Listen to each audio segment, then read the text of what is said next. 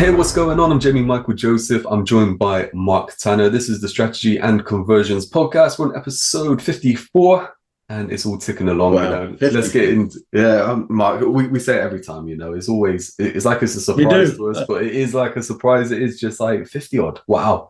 You know, let's get into Yeah. it. Like how many different, Yeah. countries around the world listening in, all that kind of stuff, mate. It makes it worthwhile, Yeah, to it does definitely. Yeah. yeah, cool. Let's get into it. I mean, Mark, we'll have a chat in a minute just on kind of different things, but we said at the end of the podcast last week that we're going to look at basically doing an episode around charging what you're worth.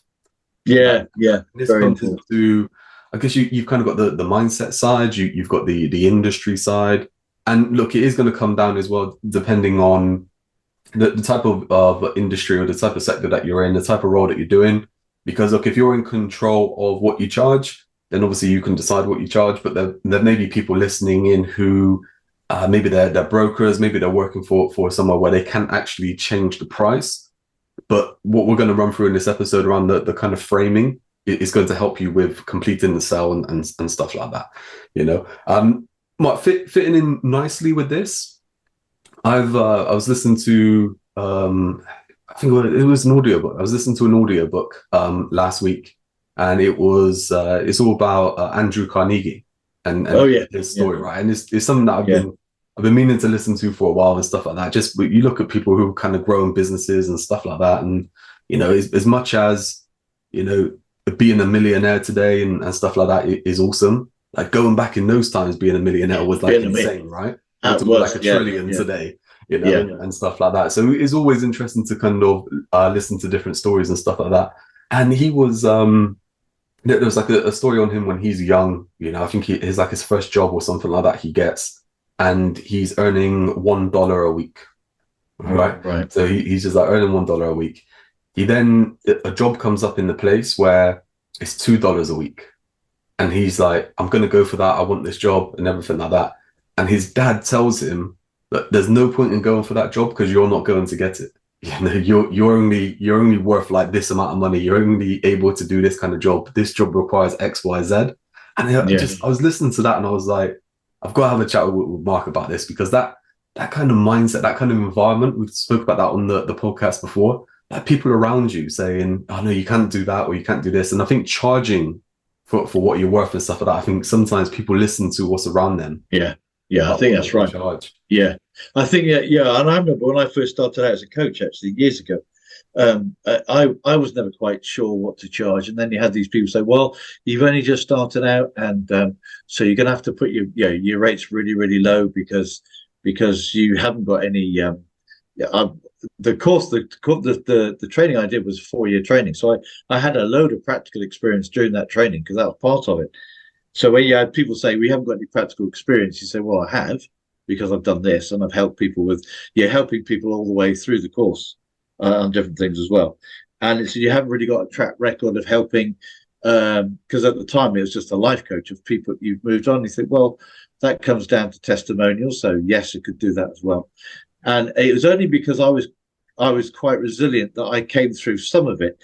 But there's an awful lot of people saying, and I'm unfortunately in that environment, I listen to, "Oh, you can't charge this because you're unknown," and you think, right, okay, but everybody's got to start somewhere. And the trouble is if you start off, if I found that if you start off charging a low amount because you feel like you're an imposter, then you kind of a bit of imposter syndrome. So you start off charging a small amount, you grow very, very slowly. You really can't grow very quickly.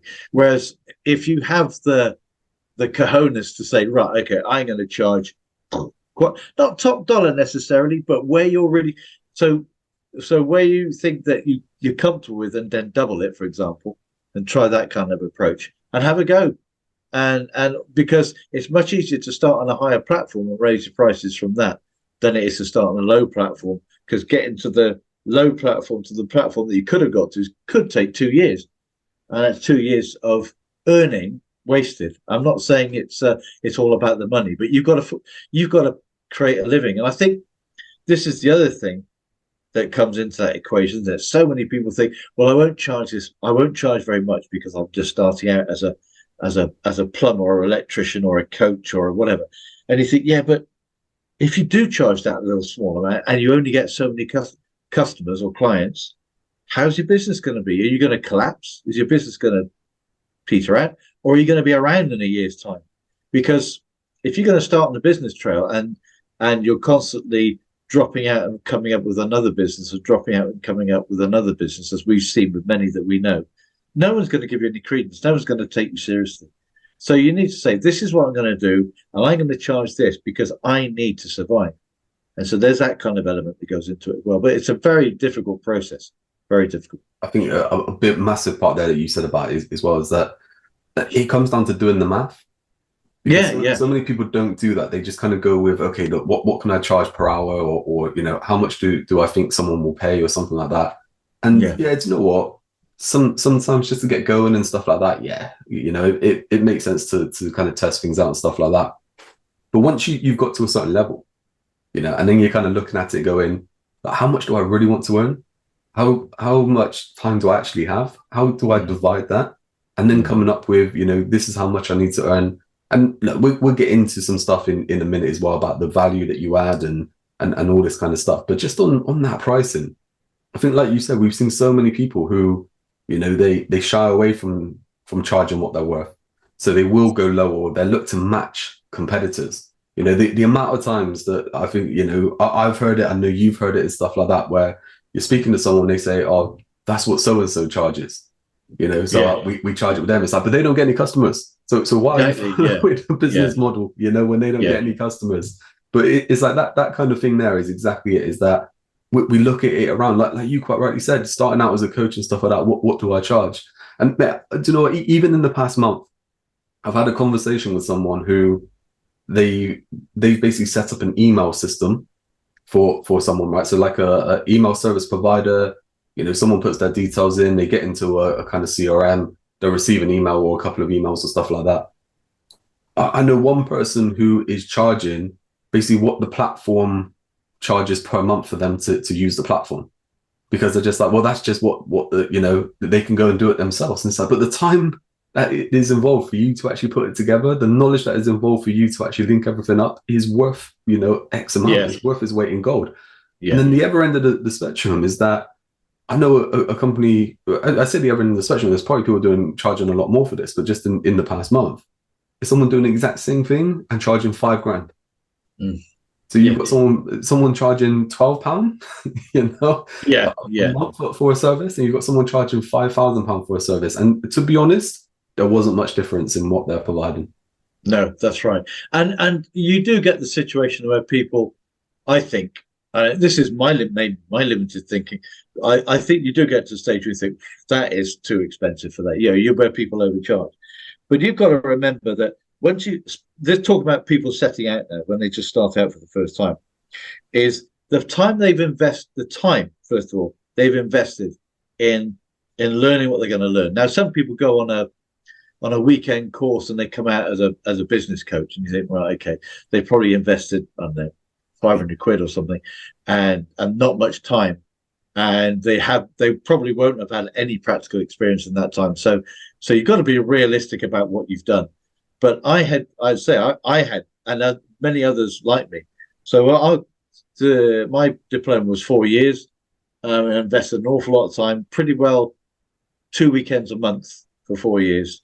We were going and learning our stuff. We were coaching people as part of our course, actual physical people who needed coaching. And it could be other coaches, but people we knew as well. And when you come out of it after 4 years, that your work, and I didn't have the confidence. But really, I should have realized that if I knew what I knew now back then, I would have started out charging far more than I did. Not because I was greedy or chasing the money, but because I say, no, I'm really worth this. This is what I've done. This is all the experience I've put into it. And also the other thing I'd just like to put on there, always be pessimistic about how many clients you're going to get. Because people say, oh, I only need to charge this because I'm going to get 20 clients in the first month. And you think, no, you'll probably get 20 clients in a 2-year period, maybe, because you're unknown. People are going to be really unsure. So they won't be put off necessarily by the price, but because they don't know you. So you've got to start building a presence and everything. So you need to charge enough that you're going to be around to be able to carry on doing that. And you won't just suddenly think after a year, well, this isn't working. I've got to go and find a job or something, or I've got to go and do this. So there's lots of different elements to go into that equation. I think, mate, you know what, just listening to anyone listening to this podcast, that right there, mate, was worth listening to all of it, right? Because that is a nugget right there, isn't it? Is that, look, it's so easy to become a spreadsheet millionaire. Right? Yeah, It's so easy. And listen, you know, we talked about doing the math and everything like that, and looking at the strategic side, you know, mapping out the destination, all this kind of stuff, what we talk about on the podcast. But, you know, we've seen it so many times, like you said, people kind of look at it is that, okay, within a month's time that they're making, you know, 100 grand, they're making 1 million, whatever it is, you know, in a month's time. But really, like you said, it's 2 years out. So at least your job is to make sure that you last that time. Yeah. You know, and that, like you said, that this, mate, how many statistics are there and stuff like that of, you know, how many businesses fail within the first year, 3 years, or 5 years, 10 years, and all this kind of stuff. And a lot of it comes down to cash flow, but a lot of it comes down to not meeting expectations that are in their mind. And sometimes it's due to inaction, you know, not taking the action that is needed and stuff like that to grow a business. You know, they don't get the right people around them and all this kind of stuff. But the point there is that, yeah, look, if you're not looking at it for a longer, if you're not looking at contingencies, you're not looking at the longer term, you know, as much as you've got a plan A, you know, you're not looking at, okay, well, if this happens, then I can go back to this and all this kind of stuff. You still need to eliminate risk as much as you can. Yeah, that's right. And I know we've covered this so many times on previous podcasts. There is no such thing as an overnight success. There is no such thing. You hear about in my industry, so coaching industry, coaches that are charging what to a lot of people is a really big money for their coaching courses. But they've become household names. And you think, so when did they start? Oh, they started 30 years ago. And you think, right, okay, now they're charging this amount, but it isn't because they've suddenly come on the scene and say, right, okay, my coaching package is 3 months coaching package, 10 grand a month, 10 grand for a coaching package, or 20 grand. It's because they built up that reputation. All of a sudden you think, well, who is it? Oh, okay, it's Brendan Burchard, or it's Tony Robbins, or it's this, or they've been around for years when they haven't been charging that much or haven't been working, and they've just steadily grown their business. But they've got to the stage now where they can actually genuinely say, well, we've coached thousands of people to get to this level. And so it's not, you can't go out there and just say, right, okay, I'm going to put out a course. And I saw this happen. Somebody came on the scene, and we were in one of our workshop days way back when we were doing the coaching training, and he was going to be a business coach, as I was, and we were talking about pricing and charging, and he says, well, I'm going to be charging 5 grand a month for my business.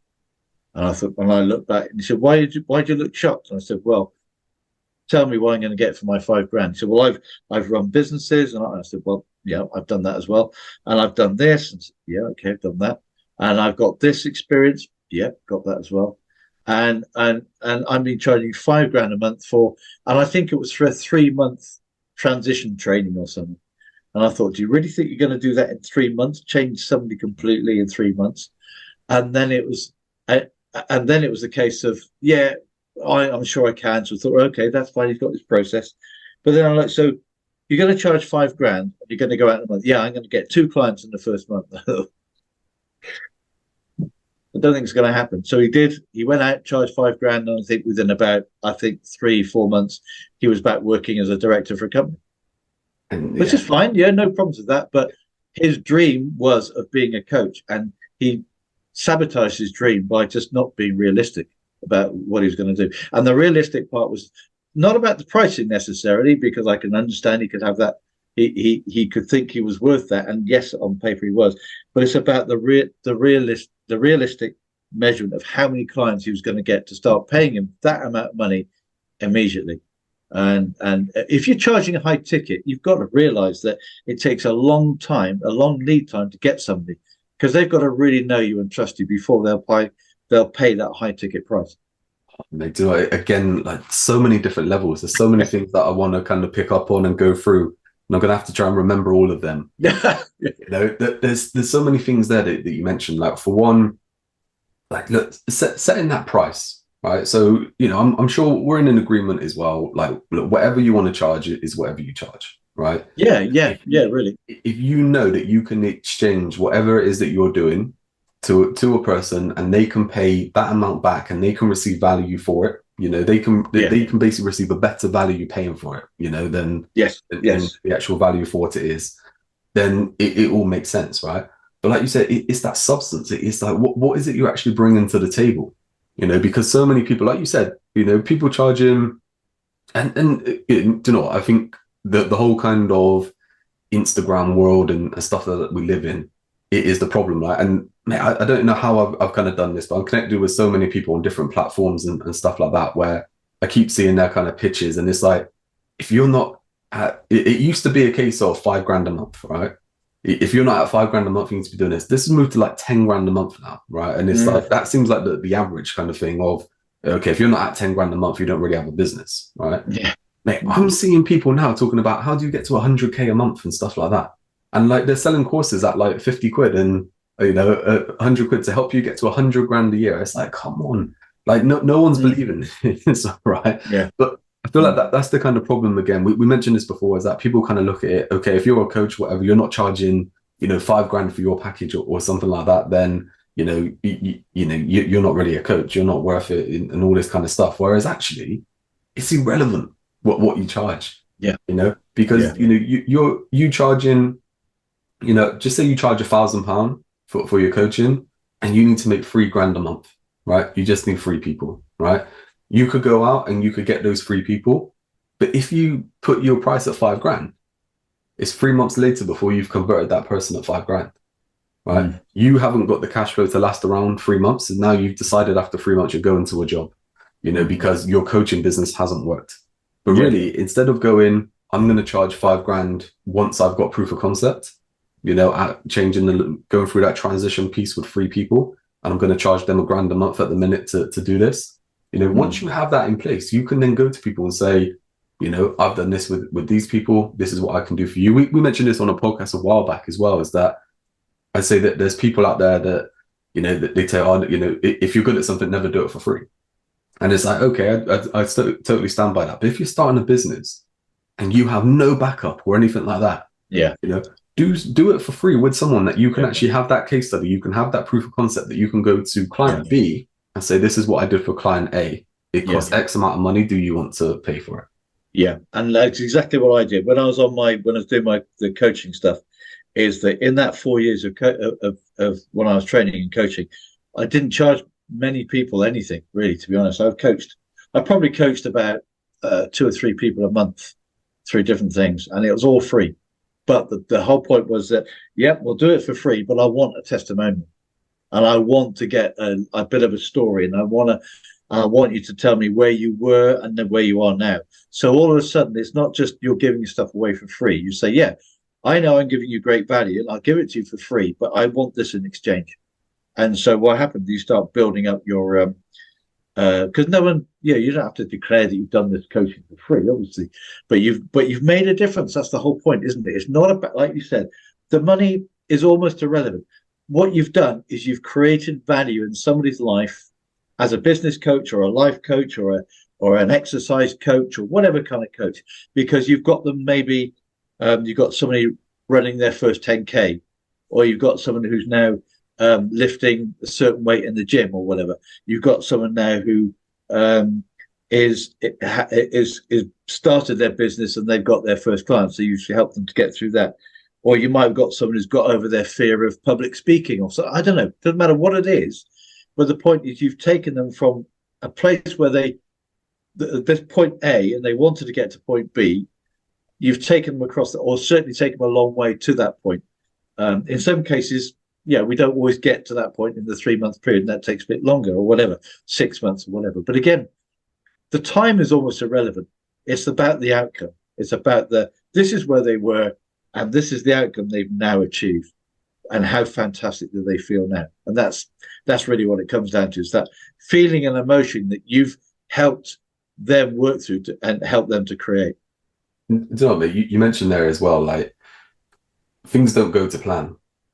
Right? Now, I've spoken about this a few times on the podcast, where I say about within in marketing and stuff like that. When we get into the strategic side and we look at, you know, planning out an outcome, how we get there and stuff like that. And quite rightly, like you said, maybe people who've done a coaching course, maybe people who've done a marketing course or something like that, and they come out the gates and they're just like, right, okay, I'm going to teach this, or I'm going to take clients on and I'm going to provide this to them. And then it doesn't go to plan, right? And that's because they start dealing with a client and things are different. They could be using a different system. They may want to do things in a different way. They may have a different lead time and all this kind of stuff. So it doesn't flow as if it should work, right? So what happens is throughout that time, you build your experience. You start learning and stuff like that. So you get to now safeguard that, you know, so you get to eliminate risk from the beginning. But when things start to go wrong, where they start to go off in a certain way, you've lived that before, you've experienced it. So you can go, okay, look, this is happening because that's happening. We need to get this back on track this way by doing this. And it's like that stuff that is, and that's the kind of stuff that over time, you build up that knowledge, you build up those expertise that you can charge more because speed is your friend. You can get the results a lot faster. You can eliminate the risk. You can make things simpler. But what happens there as well is your confidence, it just builds, it goes through the roof. And I think this is what happens a lot of the time with people who don't charge what they are worth, or they're trying to charge by the hour, or they're trying to charge because someone else has charged it and stuff like that, is they don't fully believe in themselves. Yeah. Oh, yeah. There's that imposter there, that real imposter syndrome. And I just pick up on a point that you mentioned as well, is that you get them there faster. So the big word in a lot of coaching about, you're saying what you do, and it's true, and it's what you do, what I do, what other people, is that we're a catalyst to get them there quicker. So we talk about the strategy and conversions to the marketing. And you put forward something, you say, oh, well, you could do this, and we can get you there within a year. And they say, oh, yeah, but I don't know, I can do that myself, I'll do that. And then you say, yeah, but how long will it take you to get where you want to get? And because they won't have necessarily the knowledge or the expertise or the experience of things that have gone wrong to get there in a year or get there in 6 months. So they say, no, I could do this, but it takes them 5 years of really, really hard slog. When a coach can help them with the mindset and all that kind of stuff and how needs grow, whereas your strategy, you can say, look, you're going to go down a rabbit hole if you do this. This is the way to do it effectively. And someone else who's an Ironman instructor can say, you're going to do your back. As soon as you lift that weight, your back's gone. You're never going to be an Ironman. So therefore, this is the way to do it. And this is how you build up that muscle to do it, because you can't start lifting a great big concrete globe from day one. You've got to build up. It's like running a marathon. You've got to build up to be able to run it effectively and injury free. So there's all these things. The preparing of what you're going to do first, and that's why we can say we're a catalyst, because we can tell you what you need to do.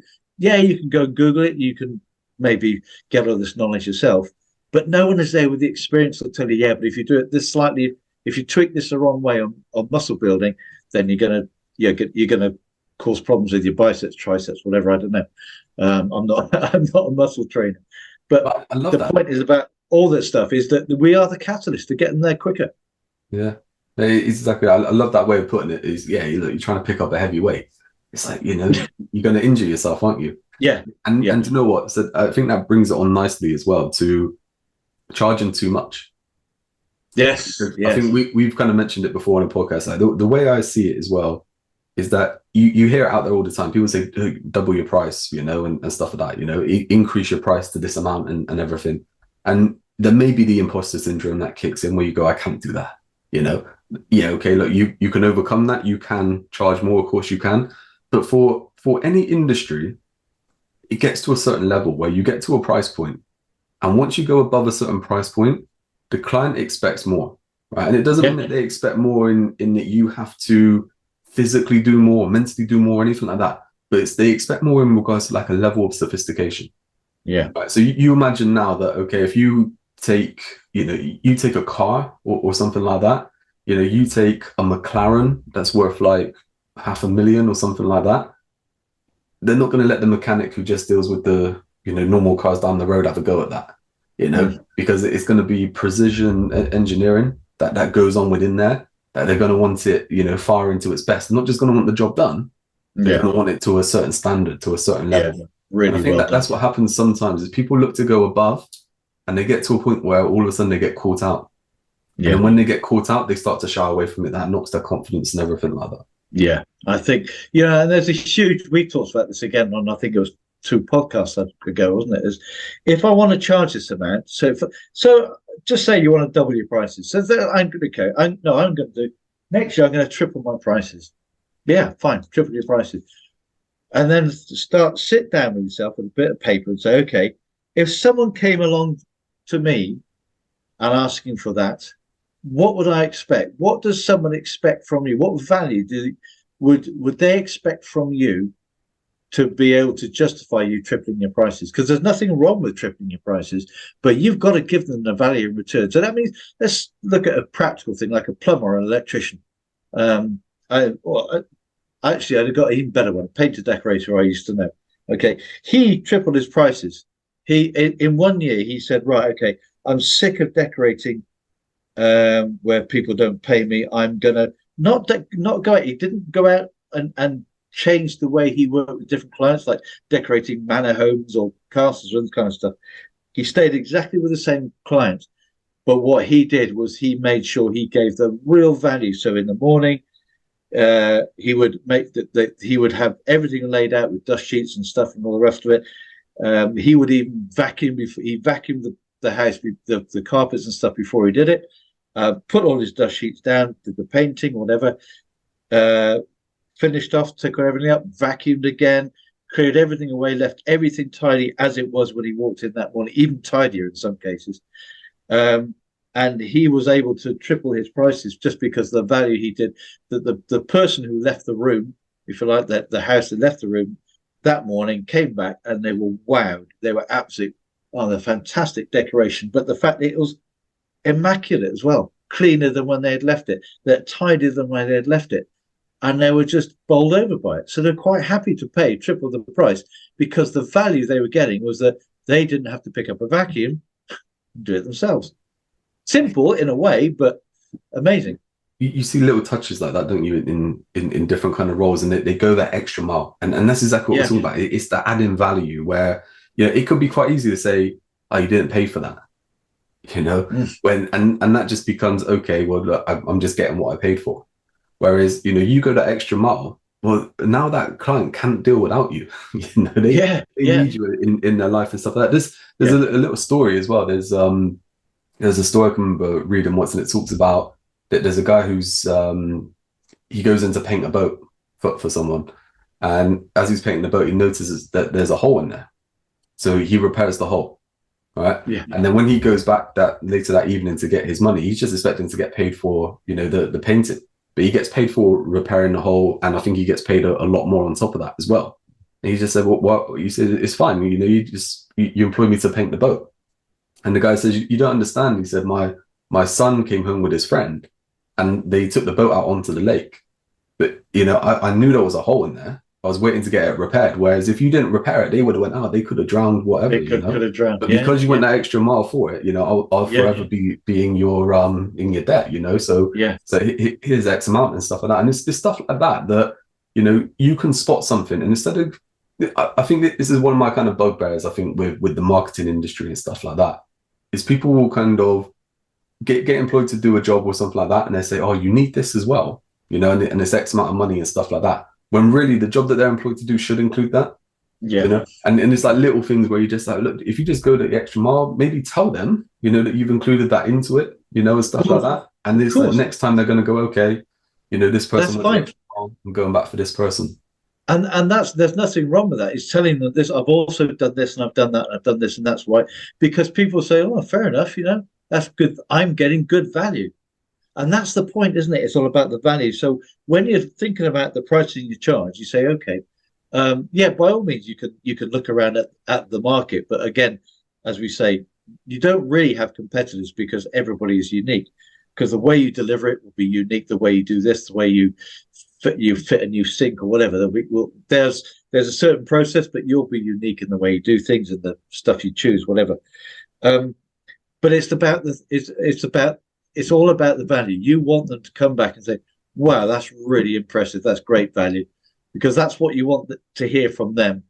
And so the charging is, yeah, I could charge this, but actually, if I charge a little bit more, I'd have more time to do this extra for them. And if I charge a little bit more here, I could now. If I charge that extra, they wouldn't. They then don't have got to go through the hassle of getting someone to fix the boat. They haven't had the hassle of someone to maybe plaster a little hole in the wall. So actually, I can charge a little bit extra because I've done everything for them in one go, and they haven't got the hassle then of a leaking tap later on or something. I've thought, well, I'm plumbing this, and I can see a tap that's leaking, but let me just replace the washer for them. So you go around and maybe bleed their radiators or replace check all the taps and replace the washers. Something simple where it's a ball ache, isn't it? Because you come home and you see a tap drip and you think, oh wow, damn, I wish I'd asked the plumber to do that. And then you've got to get someone out again. So the value is not just about what you've done, but about what you've saved them as well, you know? And that's time the and effort. big thing there as well. Like you said, look, that tightening that washer or replacing that washer, whatever it is, look, it could be a 5-minute job. Yeah, of course. Yeah. But you haven't done it, right? So that person now thinks, oh, I've got to get that washer sorted and stuff like that, right? Whereas if you would have done that washer, that person automatically becomes a referral source and the retention source. Yeah. Yeah. Because, you know, if they ever need a plumber again, they're coming back to you. You know, Yeah. 100%. If anyone they're talking with, they know about a plumber, need a plumber and stuff like that, they're coming to you because you've gone the extra mile to do that job and everything like that. It's funny you mentioned it that way. I was working with a client a good kind of month ago, the sort of advisory sort of role, and we're looking at a campaign that they have coming up, and they need sort of like I'm going to say graphics. It's not the right word, but they need someone on the kind of branding side, right? And they've got this quote from a company that they want to deal with, and they're kind of looking through it. My first reaction was, it's probably about 50% too much for what you're actually getting, you know. And the person I'm working with, they just said, I've worked with them before. I know what I get, and it's worth that not to get the headache of going back and forth all the time, you know, with someone new. And it was like that. There is exactly it, isn't it? Look, you charge a fair price, but you deliver the value to that person. It doesn't come down into the price. So we're actually charging. It doesn't matter what you charge in that respect, as long as you can deliver on the value at that level to what the person is expecting and beyond. Yeah, absolutely right. Yeah, and it's amazing. Yeah, there's a story. There's a story from somebody apparently who was fitting a Sky dish or something I think, and he obviously worked for Sky fitting a Sky dish, but he would find little things that needed to. Oh, that cabling can be tied up here. You got all these cables behind the telly. So we just tie wrap them, tied them up, just tie wrap them. The guy would come. I've been meaning to do that for years, literally. He said, I've been meaning to do that for years. Here's an extra tenner. Here's a tenner tip or something, that kind of thing, because he's got his wage. As a guy said, oh, that is such a relief. So just give him a 10 quid tip for a job that probably took him 2 minutes, and he was there installing the Sky dish anyway. It's just things like that, you know. It's not necessarily about being in business, but again, going over it. If he'd been self-employed, that would have been great as well. But the point is this. The things you do to help people, again, it comes back to value. What can you do they don't want to have to bother, tidying up all that cable, and let me do it for them? Because you're there at the point. The plumber he's got the water turned off anyway, so why not do all the washes? It's like massive. I mean, that part there as well is that coming back to that whole kind of confidence and self-belief in yourself. Like when you're kind of looking at, okay, what can you charge for? What value can you give? We've had it before. You're talking with people and they think, well, someone could just do that themselves, or why would they want to get that from me when they can just go to Google to get it? It's the packaging, it's people could do it themselves, but it isn't a priority or something like that. So they're not doing it, or it's only part of the puzzle. So they're not Yeah. interested in just doing part of it. They want it all done. You know, they could go off somewhere else and they could spend the time, they could research, they can get all the wrong stuff. We mentioned about speed, you know, so it's that they can come to one place to get it going forward. And this Yeah. whole thing with value as well, mate. As I said at the beginning, you know, if we're looking at someone like a coach or, you know, a consultant or someone like that, you know, who are setting their own prices, yeah, okay, it's easy to kind of set what we want to set. Someone working as a broker or something like that, it's a bit more difficult because maybe they're only getting paid a set amount, you know, from a provider or something like that. But actually, look, the way how you deliver that customer service, the way how you give the value, the way you give the peace of mind, you are adding value just within Yeah. what you do. It makes that transaction a lot easier. So if you can Yeah. actually speak to someone and actually look at, okay, look, what is it they actually want? So they're at point A, they want to get to point B. How do we actually make that happen with what we're offering, and how to make it, you know, even smoother, even better, and even faster, you know, for Yeah. them? It's exactly the same thing. Yeah. And I think that's as I say, coming back to that speed thing. I think it's the sense that if you want to get from A to B, we can get you there in this time frame. And if someone said, "Yeah, well, I could do that myself," you say, yeah, but how long will it take you? And how much stress will you go through, and how much heartache when things jump up and kick you in the teeth that you didn't expect, because we know what to expect. So, you know, yes, you can do it. Of course, you can. Well, in some cases they can't do it themselves, but even when somebody's fairly switched on, yes, you could probably go and research and read and do all the rest and do it yourself. But how long and how much effort you're going to be putting in?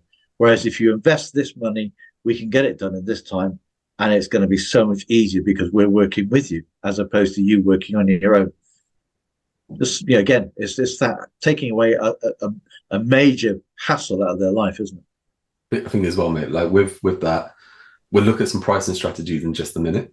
But I think what's really important to kind of touch on is that the whole kind of the unrealistic kind of point to it as well. I think sometimes with people, so we looked at kind of undercharging. We looked at possibly like overcharging, you know, but we talk about the value. Sometimes that whole kind of speed thing, I think sometimes people look to kind of overpromise, you know, that what they can actually deliver. Like quite rightly, like you said, that transition, you know, you're going to go through a transition thing in 3 months. So you might just be able to get the stuff in place in 3 months. Yeah, that's right. That actual transition for another kind of 6 months after that. So I think sometimes like we see this a lot. So as much as people want to kind of buy the speed and stuff like that, there will be people who kind of look to over deliver, not over deliver, over promise on what they're doing. And it's so unrealistic that it actually puts people off. Yeah, it does. So they could have a good product, they could have good knowledge and expertise, they could have a good service. But because they've kind of gone to it, instead of saying, okay, you get this, they've kind of gone, you'll get there. You know, absolutely. Go, hang on a minute, this isn't, and that happens as well if sometimes it's priced too cheaply as well. It does.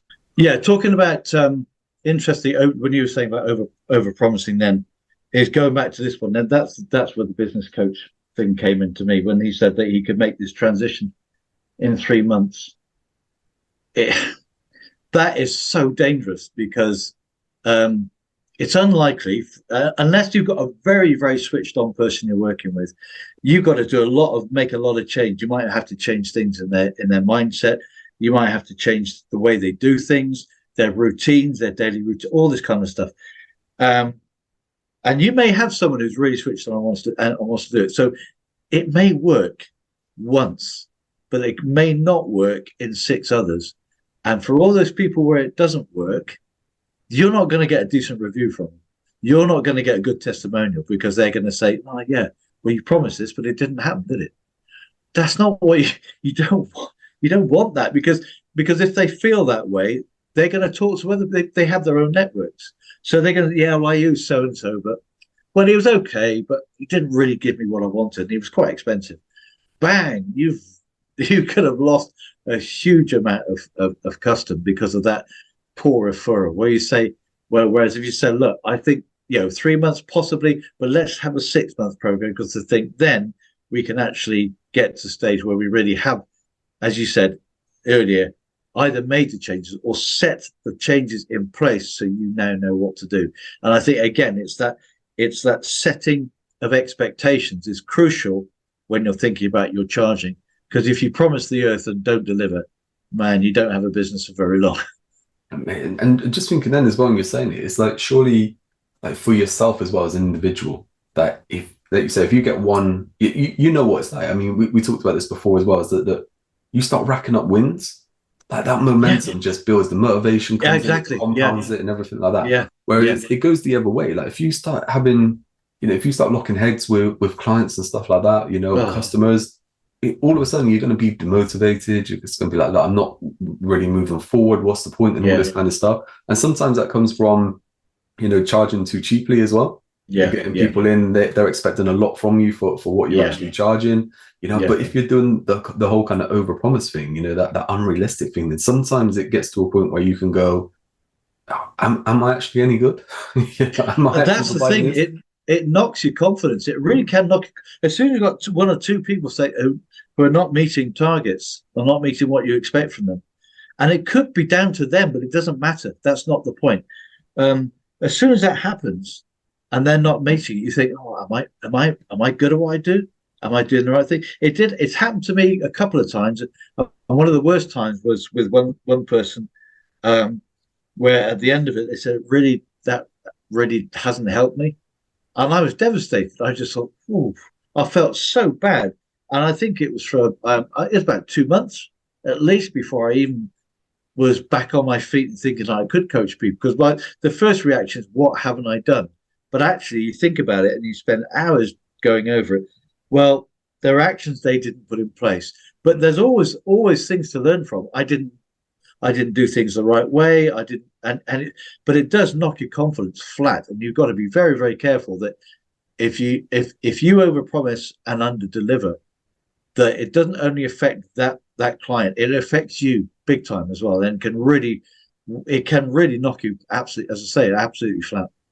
100%. And like, just thinking then, yeah, look, if you can swap it the other way, where you under promise and over deliver, Yeah, you're brilliant, always going brilliant. to be flying, right? Because everyone's always going to Absolutely. be happy and stuff like that. But Yeah, and right, mate, as you said as well, for whatever reason it didn't work, it could be down to them. Like, a lot of the time, if it doesn't work, it's down to them. mm, And it's difficult to have that kind of conversation because people are thinking, okay, look, with this in place, it should just happen, without them mm, actually thinking, I actually need to put some work in place here as well. It's like if yeah, you yeah, you employ a personal trainer, just because you employed a personal trainer, it still means you need to do the push-ups, right? yeah, It still means you need to go and do the fitness training and yeah, then the nutrition and stuff like that. And then the person is there to guide you. So sometimes I think there can be a lot of weight put on you from a client yeah, and stuff like that. And that's why, again, look, it's important to charge a yeah, fair exchange, because someone is going to demand from you and stuff like that. And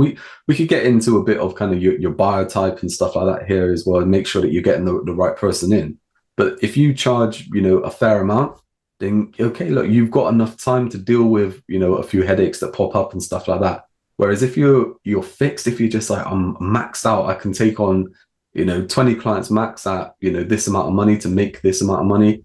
Well, yeah, any kind of headache that pops up, there's no you're flat. Yeah, extra capacity then to be able to take yeah, that on. So yeah, looking at where you can increase the fee, but in a fair exchange, and obviously not get into a level which is out of your depth, then yeah, it always makes sense to obviously charge what you're worth. And charging what you're worth is down to you, and it's down to the outcome that you deliver. And you do like that whole kind of thing as well. Look, I remember dealing with a client. They wanted a kind of system put in place that they had spoke to someone before, and it was close to six figures, right, for this system.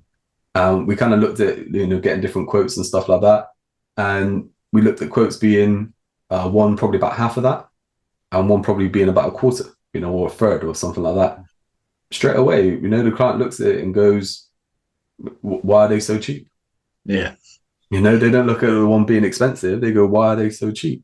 yeah, And it's like sometimes like that is the case of when you look at your pricing, it makes sense to go higher. And this is coming on to kind of pricing strategies. This is a good way to kind of look at pushing people towards buying a package or towards going with a service that is at a yeah, certain price point. So just say, for instance, that you have a kind of free options. So it comes back to like the whole kind of McDonald's with their fries, or Starbucks with their whatever kind of language they speak in, but small, medium, and large, right? Is that if you look at something being small, medium, and it's a certain price, and for a little bit more you can get the large, well, it makes sense to pay a little bit more to get the large. If you want people to go into the middle, then you stack the middle with all the kind of value, and then it's a lot more to get the large, and it's a lot less to just have nothing really. So you push people into that middle. So there's different kind of pricing strategies that you can play with, or you can go with a standard and a premium, where the premium has so many more benefits and stuff like that for a little bit more. People want to go with the premium there. Yeah, that's right, and you see that everywhere, don't you? Where and that kind of pricing, and even though, it's the same when that happens to me. You look at you're quite wisely, oh, I know what they're doing, but even then, it doesn't matter if you know what they're doing. They want me to buy the premium. Now let's have a look.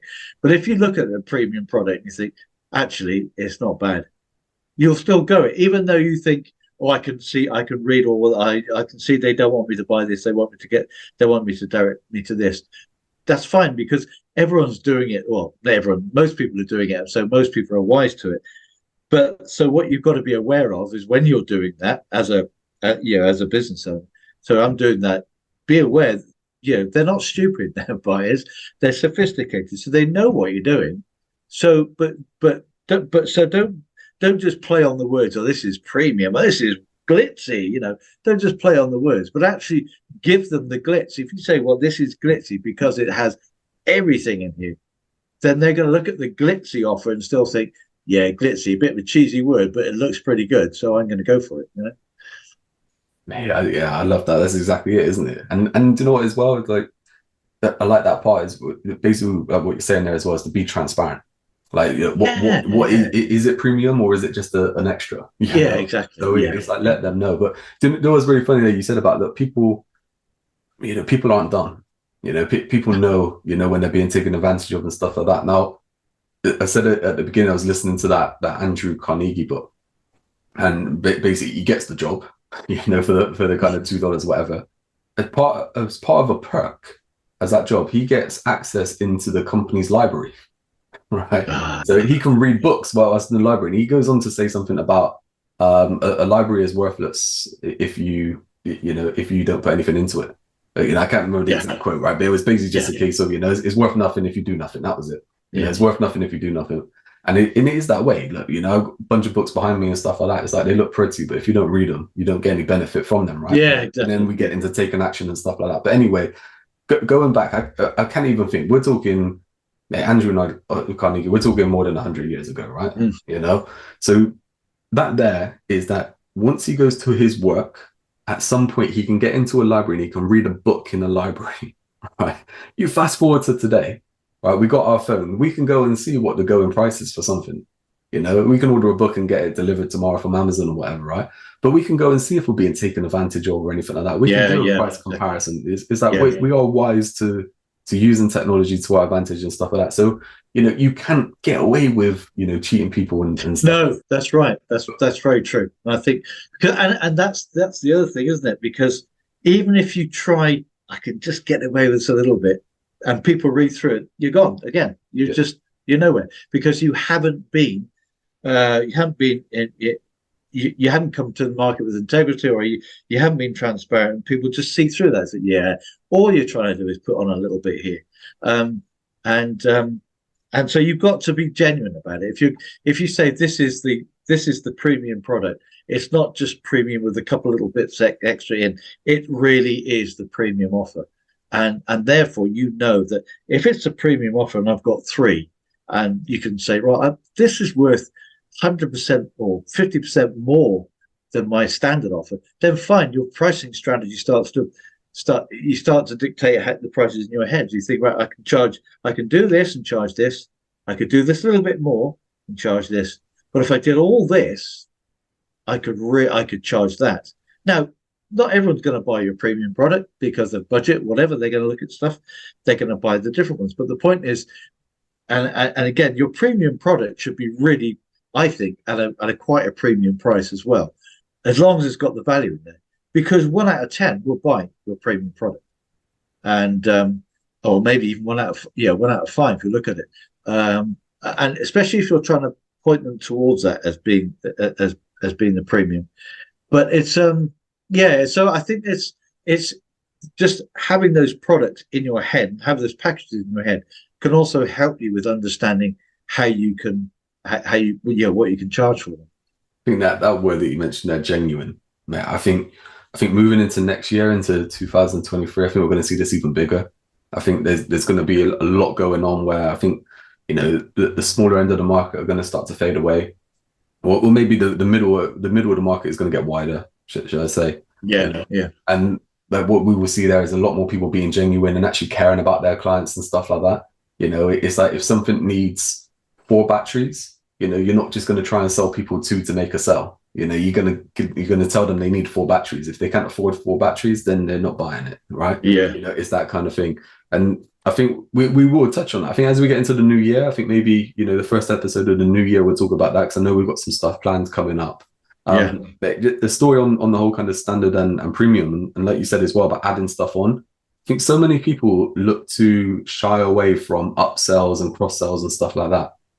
So what you can do is, instead of it always being an upsell, you can look to package it in a way which is like a standard and premium. I can remember doing this years ago, a good kind of several years ago, working with a car garage, and they did like an aircon regas or something like that. I can't remember the exact prices or whatever, but just say, for instance, it cost £30 for aircon regas, right? They said that, when they sold this to people, and they sold it quite well, when they sold it to people, they would look to upsell 3 or 4 different products. Right, so they could put extra kind of cleaner and anti-free, all this kind of stuff. Anyway, antibacteria stuff, all the stuff that they can put into it. They basically said no one took the upsells. Right. So no one ever took the upsells. Everyone just went with, and they said everyone just goes with the standard aircon regas. So it's like, okay, well look, let's just package it in a way where you can get a standard aircon regas, right? And we've kind of got it in a block here, right? Or you can get the premium aircon regas, and the block is 4 times bigger. Wow. Right? Because we get all this stuff that's added in, right? And it's an extra kind of, and we went through the price. It's like, look, how much do these upsells cost you? And it was like, well, because the engine's already open, all this kind of stuff is like, it's pennies, Yeah. So all this kind of upsell cost them like an extra £1 or 2, right? Yeah. But we priced that like an extra kind of £10 or £20. So it was a case of, you can get the standard aircon regas for £30, or say the premium at £40, right? As soon as we put that in place, no one ever took the standard. Yeah. Everyone went with the premium. And all it was there is just a way in which we position that pricing to them. Is that, look, and being, again, transparent. This is everything you get. So instead of, like, would you like this on top? Well, what do I get from it? What's the point of that? Yeah. As soon as we put the benefit, you get this, and this will give you X, Y, Z. You get that, and that's A, B, C. This is this as well, and this is 1, 2, 3. Once you have that in place and you have that transparent, you're being genuine, transparency, you're being genuine with it, and you're saying, this is what you get for just a little bit more. Yeah, exactly. It's brilliant. It's brilliant. Yeah, no, I think that's, and just talking further on again, I went away to on holiday in the UK to the Lake District, and we rented a cottage with a log burner, and we obviously don't have one here. You go, oh great, the cold night's log burn. You go there and you have to buy your own wood, which isn't a problem, but it's a pain. And there was no kindling, there was nothing there, and there was no wood. But wouldn't it be brilliant for the person renting the cottage? Just doesn't have to give you wood supply for the whole week, just your first one. Yeah. By the way, you're going to come home, you're going to get there, and you want to warm the cottage up. So here's some wood. Here's a bag of wood and kindling on us.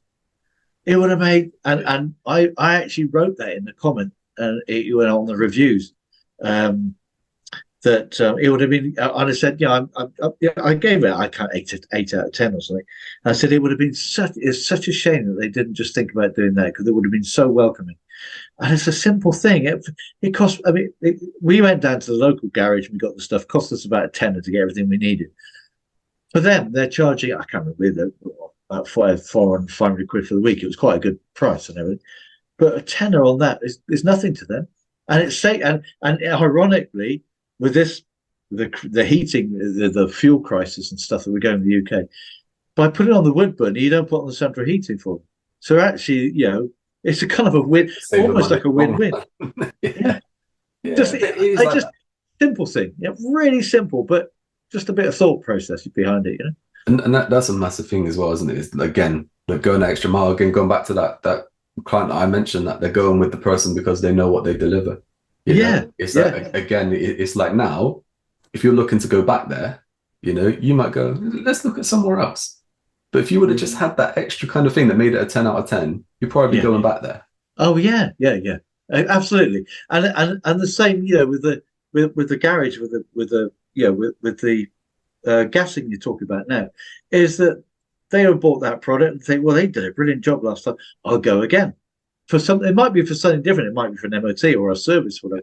But the point is, they've had a great experience. They've gone in there and they thought, oh yeah, I'll pay an extra tenner, and all this comes out brilliant. I mean, the whole thing now about garage, isn't it? When you take your car in for a service, and if you go to a reasonable garage, they valet inside, they vacuum it, they do. You come back and you go in the car and think, wow, that's cleaner than it's been all year. Yeah. But it's just for them, it doesn't take long, and it's kind of that premium service. You think, well, I do like that, I'll go there again. And that's and I guess as well, when I'm talking about genuine and stuff like that, and next year and the middle getting bigger, is I think that there is what I'm really meaning. Yeah, people who do go the extra mile will be the people who stay around and flourish. Where the people who just do the bog standard job, it's going to start like drifting away. But I reckon we'll bring this episode to a close. I think we've been going through so many different nuggets within this episode. I think so much more than what we probably even realized with different kind of pricing marks and stuff like that. I think next week we're going to look at just I think maybe look at the whole kind of trends and stuff like that maybe we looked at last year. Oh yeah. The whole kind of marketing front and business front, and just seeing what was kind of right. Look at the good, bad, and ugly, really, and then we'll look at next year as well, what we think is going to happen. So I think that ties in nicely, and then I think we'll get into a bit of goal setting and stuff like that for the new year. Matt, is anything else you want to kind of sum up or add or anything like that? No, I think it's to briefly sum up we were talking about pricing and worrying about pricing. I think just a bit of thought into what value you're going to give. I think that's the secret there in the pricing, isn't it? Is that if you want to raise your prices, no problems with that, but just think about the value you're going to give. Is that really, really, and the value is not just about the extra bits you give, but the hassle you save the person as well. Make sure that if you're going to charge extra, that you're giving the value that merits charging extra. That's exactly it, isn't it? Give the value. I love it. Right, let's end things there. It's always been a pleasure. Yep, indeed. Pick it up again next week. Okay. Yeah. Cheers then. Bye bye.